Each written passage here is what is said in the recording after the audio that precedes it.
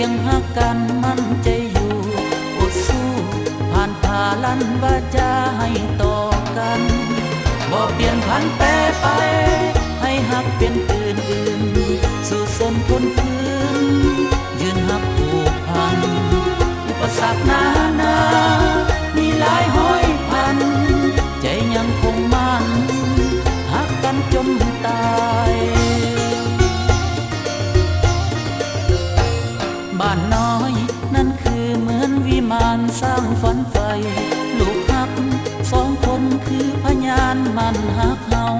เหนื่อยกายเพียงใดกำลังใจยังมีอยู่ลูกเมียอุ้มสู้อ้ายขอสู้บ่หวั่นไหวถ้ามีมารภาคหาเข้มแข็งเอาไว้ตั้งจิตไว้ในใจไว้ภาวนาบุพเพสันนิวา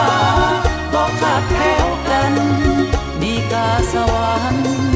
นั้นคือกฎเกณฑ์เฮาสองจงมั่นใจจงก้าวไปให้สิ้นสุดชีวิตของมนุษย์คือที่สุดในความดีหักเฮาบ่สลายบ่นอกใจกลายเป็นอื่น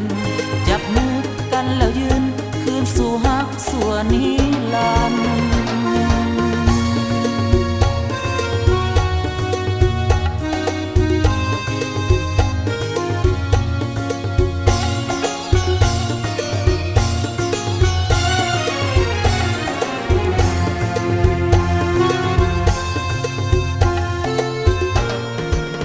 บ่เปลี่ยนผันแปรไป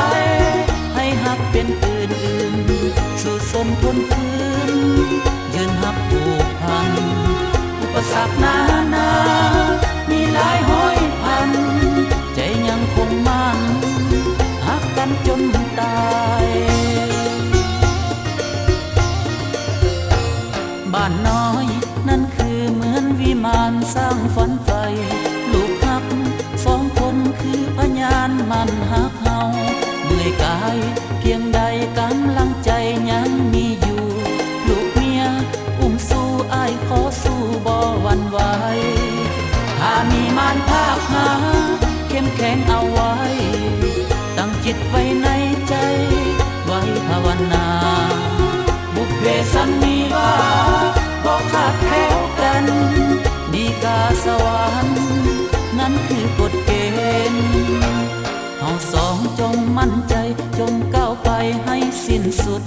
ชีวิตของมนุษย์คือที่สุดในความดีหักเฮาบ่สลายบ่นอกใจกลาย